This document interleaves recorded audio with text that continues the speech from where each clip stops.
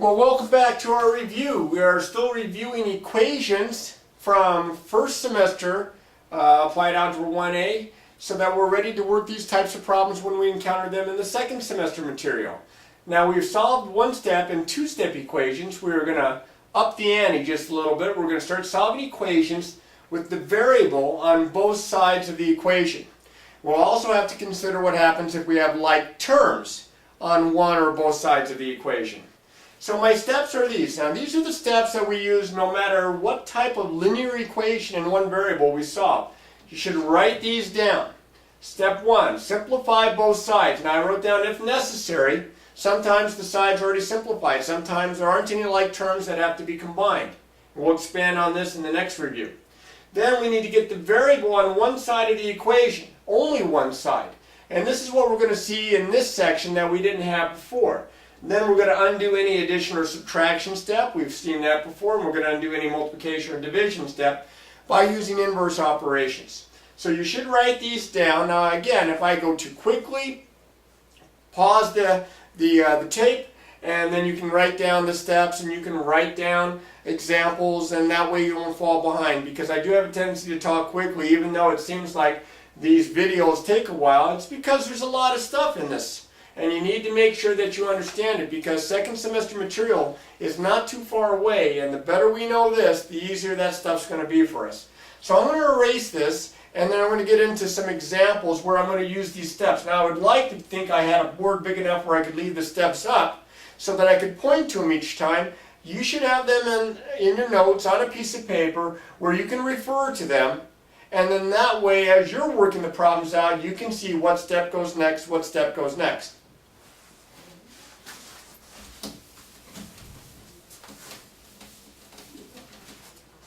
First thing we're going to do is we're going to try one equation. Now this one doesn't have the variable on both sides, but it does have like terms. Just to show you what to do. I have 5x minus 4 plus x is equal to negative 34. Now this is a little bit more like the two-step equation with one twist added to kind of throw you off a little bit, and that is you have like terms. Just on the left side, but you have like terms. You've got to combine these first. 5x plus 1x, even though the 1's not there, it's understood, is 6x minus 4 is equal to negative 34. Now it looks more like a two-step equation. I'm going to undo the subtraction by adding 4. I get 6x is equal to, now over here, be careful with your arithmetic, negative 34 plus 4, 1 negative, 1 positive, subtract, take the sign of the bigger looking. This is going to be negative 30. Then I'm going to finish this off by getting rid of the 6 times the x by dividing by 6. And I get x is equal to negative 5. And that's my answer. You could plug back in and check if you chose to make sure of your answer, but that's going to be your answer there. Now this problem is more like the old stuff than the new stuff I'm going to show you next, because the variable is just on one side. It just happened to be written twice. Okay, now I'm going to look at some equations that have the variable on both sides of the equation. We'll start off with some simple ones here. How about something like 4x is equal to 2x plus 14. Do you see how the variable x is on the left side and on the right side? Now on the left side there's just the one term with the x, on the right side there's a term with the x and a constant. When that's the case, when the variable's on both sides but only one side has an extra term, get rid of the variable that's on the side with the extra term. In this case I'm going to get rid of 2x.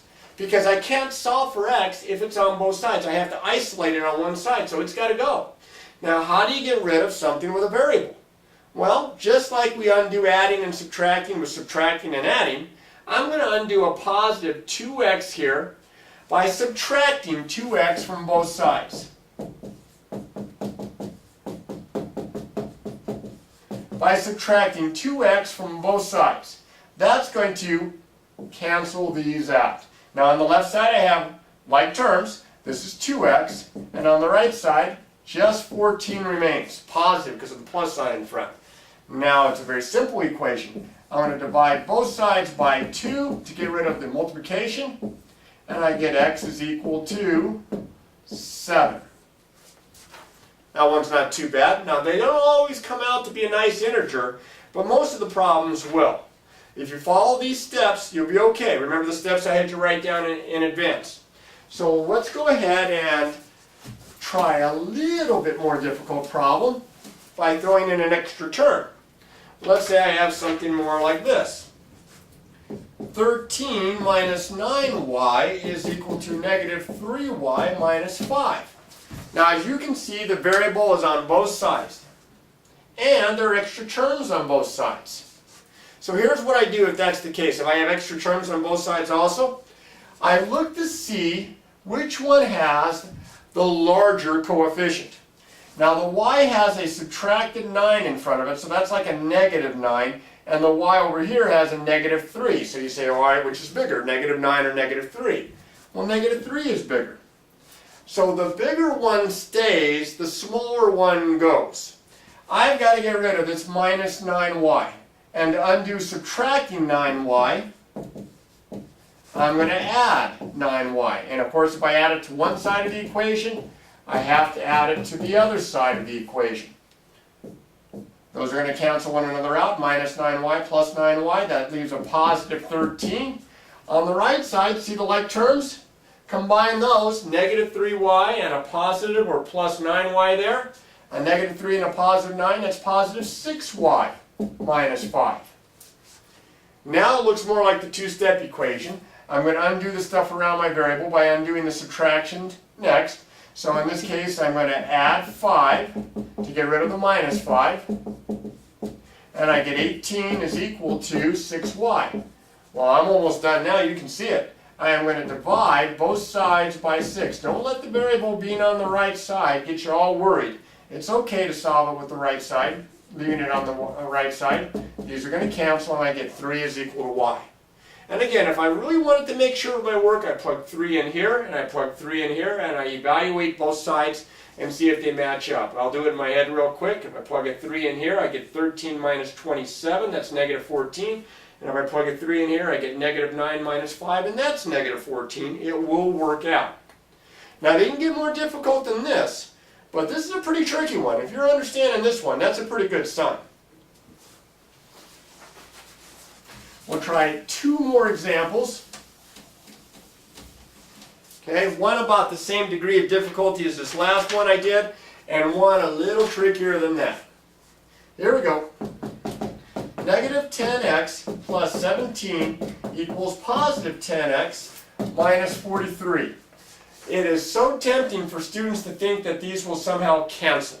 But that's a negative 10x on the left, and that's a positive 10x on the right. They're not going to cancel. But it is very easy to see which one has the larger coefficient.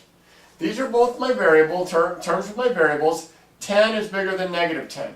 So I'm going to undo and get rid of the negative 10x that's on the left side.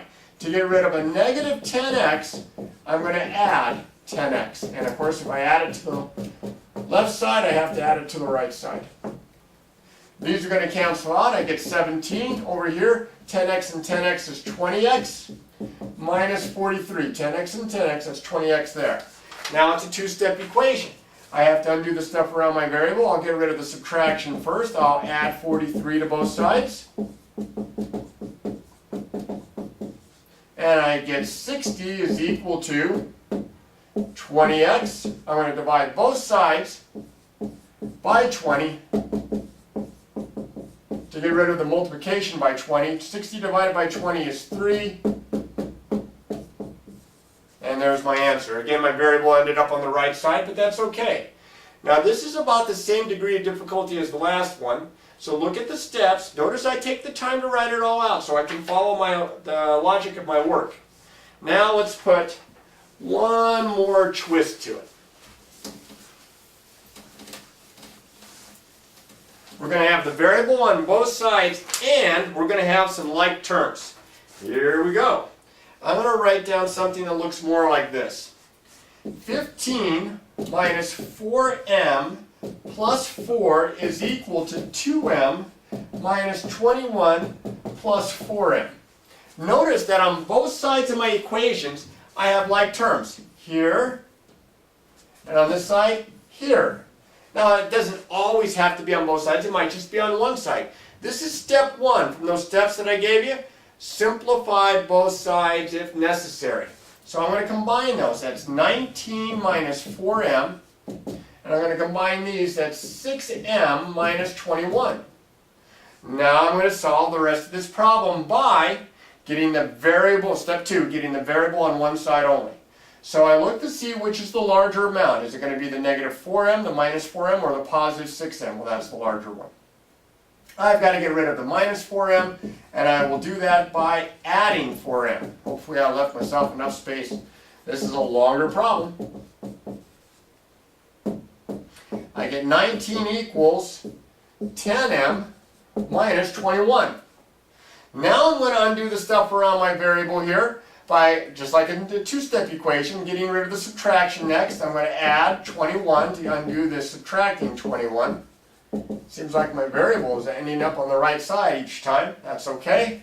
I get 40 equals 10m. I'm going to divide both sides by 10. I get 40 divided by 10 is equal to 10m divided by 10, and I get 4. 40 divided by 10 equals m. These 10s are going to cancel out. And there's my answer. Now, as I've said again and again, you're not going to get any better at this unless you put some time in working on these problems, and the worksheet will help you with that. You've got some good examples to look off of, and you can always go back and look through the video, go through it again, make sure that you understand all your steps. But the key here is, as always, practice, practice, practice.